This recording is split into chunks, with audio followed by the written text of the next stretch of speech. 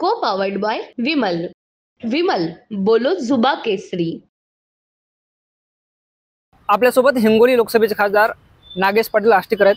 Sir, आपण आमदार प्रणिती सातव यांची तक्रार केली आहे. त्यांनी तुम्ही असं म्हणाले की त्यांनी वंचित बहुजन आघाडीचे आणि महायुतीचं काम केलं. बरोबर आहे. त्यांनी आज महाविकास आघाडीकडे उमेदवारी मागलेली आहे. त्यांनी उमेदवारी मागल्यामुळे मला तक्रार करावी लागली की त्यांनी महाविकास आघाडीचं काम केलेलं नाही आहे किंवा महाविकास आघाडीच्या विरोधात काम केलं, त्यामुळे त्यांना संधी देण्यात येऊ नये, तो निष्ठावंतावर अन्याय होईल या प्रकारे मी पत्र दिलेलं आहे. ते खरं आहे. तुम्ही असंही म्हणाले की त्या पत्रात त्यांच्यावर शिस्तभंगाची कारवाई करण्यात यावी. म्हणजे तुम्हाला काय कारवाई अपेक्षित आहे? नाही, काय कारवाई म्हणजे महाविकास आघाडीकडून त्यांना कुठल्याही प्रकारचं बिफॉर्म नाही लागला पाहिजे, आमचं असं मत आहे. तसं जर झालं तर आम्ही काम करणार नाही त्यांचं, किंवा आमचे आमदार त्यांना मतदान देणार नाहीत. जर महाविकास आघाडीला उद्या भविष्यामध्ये आता इथं विधानसभा आहे, आम्हाला काम करावं लागणार आहे एकूण एकाच्या हातात हात धरून. अशा वेळेस ज्या लोक महाविकास आघाडीचं काम करणार नाहीत अशा लोकांना जर संधी दिली तर मग निष्ठावंताचं काय काम आहे? त्यामुळं त्यांनी महाविकास आघाडीच्या विरोधात काम केलं तर त्यांना महाविकास आघाडीकडून तिकीट नाही मिळालं पाहिजे, आमचं मत असं आहे. तुम्ही थेट इशारा देताय ही शिवसेना आणि काँग्रेसमधली दुखी समजायची का? इशारा नाही आहे हा, तुम्ही समजून घ्या. भविष्यामध्ये आता विधानसभा निवडणुका तोंडावर आहेत. अशा वेळेस आम्हाला या मराठवाड्यातले लोक आम्ही असेल किंवा इकडे आम्ही जबाबदार माणसं जे काय असेल, आम्हाला तर महाविकास आघाडी निवडून आणावं लागेल ना.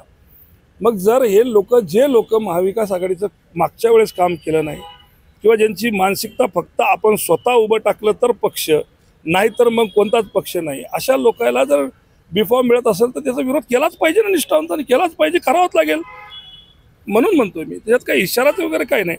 पण निश्चितच आहे की ज्या लोकांना आघाडीचं काम केलं नाही, मी ज्या पक्षाकडून राहतो त्या पक्ष, ज्या गद्दाराला जर तुम्ही तिकीट देशाल तर त्याचं काम आमचा पक्ष करणार ना. प्रणिती सातव यांनी आज वृत्तपत्राला एक प्रतिक्रिया दिली. ते म्हणाले की हे राजकीय षडयंत्र आहे आणि आम्ही ते हाडून पाहू.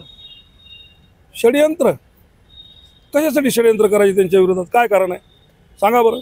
नाही, कुठंतरी लॉजिकही लागली पाहिजे ना. मी आता आजच निवडून आलो, मला अजून पुढचे 5 वर्ष आहेत, मला त्यांच्या विरोधात षडयंत्र करायची काय गरज आहे?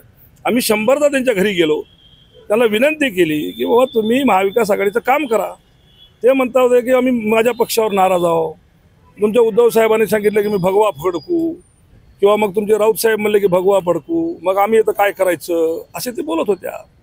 मग आम्ही त्याला समजावून सांगितलं की ताई, तुम्ही काही निवडून आलेले नाही आहेत, तुम्ही पक्षाच्या मेहरबानीवर आणि माननीय स्वर्गीय राजीव सातवजीच्या पत्नी असल्यामुळं तुम्हाला विधान परिषदेवर घेतलेलं आहे, तुम्हाला कुठल्याही प्रकारचा राजकीय अनुभव नाही आणि पक्षानं तुमच्यावर खूप मोठे उपकार केले, तर तुम्ही पक्षाच्या विरोधात कारवाई करू नका. तुम्ही या सामील व्हा, तुमच्याच्यानं होईल नाही होईल, पण तुम्ही कमीत कमी दिसतो तरी राहा. पण ते नाही राहिल्या, उलट आमच्या विरोधात तिने काम केलं, महाविकास आघाडीच्या विरोधात काम केलं. मग आम्ही त्यांना आता उद्या इथं कसं तिकीट मिळू देईल? माजी मंत्री जयप्रकाश मुंदडा यांनी शिंदे गटात प्रवेश केला. हो, तर त्यांनी कबूलच केलं आहे की बाबा म्हणले हो ठीक आहे, म्हणले आमच्या इकडं मशाल चालली पण आम्ही आष्टीकराचं काम नाही केलं, कबूल केलं. आणि त्यांना माहिती होतं की बाबा आता आपली 3री वेळ आहे, आता आपण हे हमेशा पक्षविरोधात कारवाई करायची, त्यामुळे आता उद्धव साहेब काही माफ करणार नाहीत, त्यामुळे त्यांनी पक्ष दुसरीकडे प्रवेश केला. आम्ही उद्धव साहेबाला बोलत होतो सगळ्या गोष्टी, रोजच्या डे टू डे जे लोक विरोधात काम करतो त्यांना सांगत होतो. पण उद्धव साहेबाचं असं एक मोठं मन आहे त्या माणसाचं की ते म्हणले की बाबा वडीलधारीला आहे, ज्येष्ठ आहे आपल्या पक्षातला, त्यांना स्वतःहून सोडून गेलेलं बरं, आपण काढण्याच्या ऐवजी त्यांना स्वतःहून गेलं बरं. ते गेले स्वतः, बरं झालं, चांगली गोष्ट झाली. साहेब, तुमचे सहकारी माजी खासदार सुभाष वानखेडे यांनी आज माध्यमांशी संवाद साधलाय. ते असं म्हणत की उद्धव ठाकरेंनी जिथून उमेदवारी दिली तिथून मी निवडणूक लढवणार आहे. बरोबर आहे, पण तुम्ही पक्षविरोधात इकडे कारवाया करशाल आणि पुन्हा पक्षाकडे तिकीट मागशाल, असं कसं होईल? आपण मग पक्षाचं काम करायला पाहिजे ना. ते TV9 मराठीशी बोलताना असं माहित की जर नागेश पाटील आष्टीकरांच्या विरोधात सगळ्यांनीच पक्षविरोधी काम केलं असेल, त्यांच्या विरोधात काम केलं असेल, तर मग ते निवडून कसे आले? हे पहा, हे तुम्हालाही सगळ्याला माहीत आहे की हे कोण निवडून, हे पहा तुम्ही अजून हे आम्ही जे लोकप्रतिनिधी आहोत, आम्हाला एवढं मोठं नाही समजायला पाहिजे की तुम्ही मैदानात उतरले की तुमच्या मागे लोक येतील, असं नसते. ही निवडणूक जनतेनं हातात घेतलेली होती. सर्वसामान्य शेतकऱ्यानं, सर्वसामान्य कष्टकऱ्यानं, व्यापाऱ्यानं, सर्वसामान्य जे लोक या देशाचं हित बघतात, अशा नवतरुण मुलं जे बेजार आहेत, या महागाईला वगैरे, या तुमच्या बेरोजगारीला, अशा सगळ्या लोकांनी मला निवडून दिलेला आहे. कोण्या तरी एका नेत्यानं काम केल्यामुळं किंवा न काम केल्यामुळं इतकी जनता वेडी राहिली नाही. खूप सारे मोठे मोठे नेते तुम्ही जर बघितले असेल तर यावेळेस भुईसपाट झाले. आणि उद्धव साहेबाची एक शैली आहे, जे ते काम करतात, एक कुटुंब प्रमुख म्हणून काम करतात, त्या माणसावर अतिशय नितांत श्रद्धा आहे लोकांची. लोक त्यांच्या पाठीशी खंबीरपणे उभे राहतात. आणि त्या पक्षाकडून मी उभं टाकलं असल्यामुळं माझी ही जीत झालेली आहे. पण ज्या लोकांनी माझं पक्षाचं काम केलं नाही, जे केलं नाही त्याला केलं नाहीच म्हणून म्हणणार ना आम्ही, उगाच कसं. आणि माझं तर तुम्ही आता बोलले म्हणून मी सांगायला लागलो तुम्हाला. त्यांनी ही प्रतिक्रिया दिली म्हणून मी तुम्हाला प्रतिक्रिया द्यालो. नाही तर मी अजून चकार शब्दसुद्धा काढला नाही. ज्या दिवशी जे लोक पक्षाकडे काही मागणी करतील, त्या दिवशी ज्या लोकांना पक्षविरोधी कारवाई केल्या त्याच्यावर आम्ही नक्की आक्षेप घेऊ. सुभाष वानखडे यांची तुम्ही उद्धव ठाकरे यांच्याकडे तक्रार केली का? त्याच्या कानावर घातलं? ज्या वेळेस जे घटना घडल्यात ते घटना त्या क्षणी उद्धव साहेबाच्या कानावर गेलेले. आता मी वेगळ्यानं सांगायची काही गरज नाही. उद्धव साहेबाचे सगळे माणसं, तिथून मुंबईहून आलेले आमचे निरीक्षक लोक इथं होते, ते प्रत्येक वेळेस सांगत होते कुठं बैठकी झाल्या, कोणाकोणाला पैसे दिले, कोणाकोणाला पाकिटं घेतले, कोणाकोणाला बोलून घेऊन कुठं कुठं बैठकी झाल्या, सगळे इतांत वृत्तांत सगळं साहेबाकडे गेलेलं आहे. पण मी अजून कोणाविरोधात, मी आज सातवबाईच्या विरोधात जर बोललो असेल तर त्यांनी आज पक्षाकडे तिकीट मागणी केली विधान परिषदेसाठी, म्हणून मला बोलावं लागलं. नाही तर मी बोलत नव्हतो. कारण माझी तर निवडणूक झाली, माझी तर जीत झाली, मला तर लोकांनी निवडून दिलं.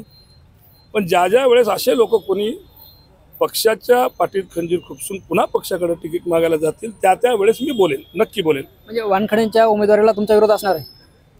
ज्या दिवशी उमेदवारी मागतील त्या दिवशी बघू. नांदेड जिल्ह्यात शिवसेना उद्धव ठाकरे किती जागा लढवल? जे काही आमच्या जागा आहेत त्या आम्ही सर्वच लढवणार. आम्हाला जे पक्षानं पहिलेपासून जे आम्ही लढवतो आलो त्याची जागा सगळं लढवणार. आणि जे काही आघाडीमध्ये आहेत ते आघाडी लढवेल. आता आमच्याकडे हातगावला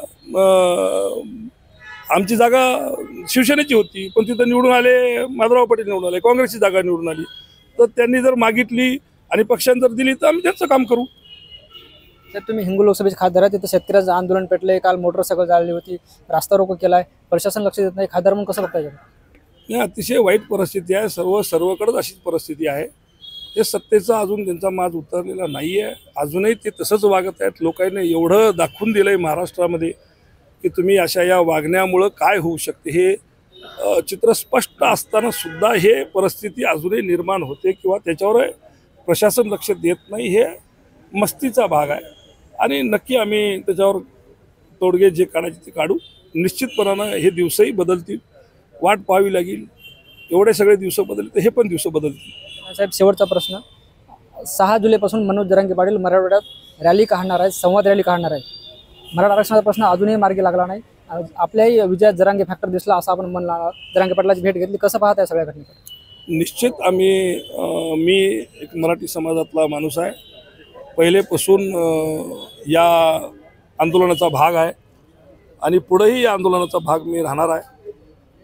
जरांगे पाटलांनी जे उभं केलेलं आहे, एवढं हे जे आरक्षणाच्या संदर्भात, ते महाराष्ट्रभर ते जे मराठी समाजाच्या पाठीशी उभे आहेत त्यांच्या पाठीशी आम्ही उभे आहोत.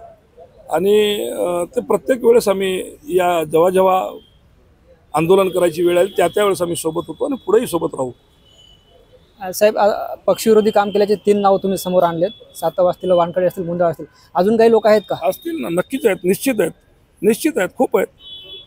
पण कसं आहे, आता आभाळच फाटले त्याला गवसं नाही कोटरो घालणार तुम्ही. पण जे लोक उद्या त्याचा लाभ मागतील पक्षाकडं त्यावेळेस आम्ही सांगू. आणि हे सगळ्या गोष्टीची रेकॉर्डिंग आहे आमच्या पक्षप्रमुखाकडे किंवा मग काँग्रेसकडे किंवा मग राष्ट्रवादीचे आमचे शरद पवार असतील त्यांच्याकडं. हे मी काय उगाच बोलत नाही आहे. सगळ्या गोष्टीचे आमच्याकडं सगळे एव्हिडन्स आता आणि ते आमच्या पक्षप्रमुखाकडे पोहोचलेले आहेत. त्यामुळं या विषयावर ज्या वेळेस अशी परिस्थिती निर्माण होईल त्यावेळेस बोलू ना. आता काय बोलून फायदा नाही आहे फार काही. आज राज्य सरकारचा अर्थसंकल्प सादर झाला, काय वाटतं? काय नाही, बोलाचाच कडीन बोलाचीच भात आहे.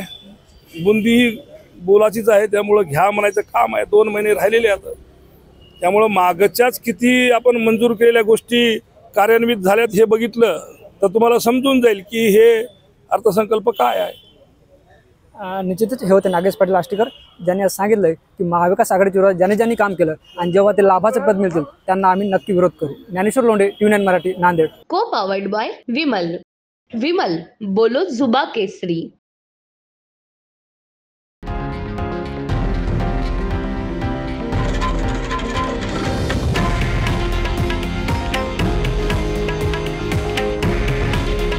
हे आहे देशातील नंबर 1 न्यूज नेटवर्क आणि आपण पाहत आहात TV9 मराठी.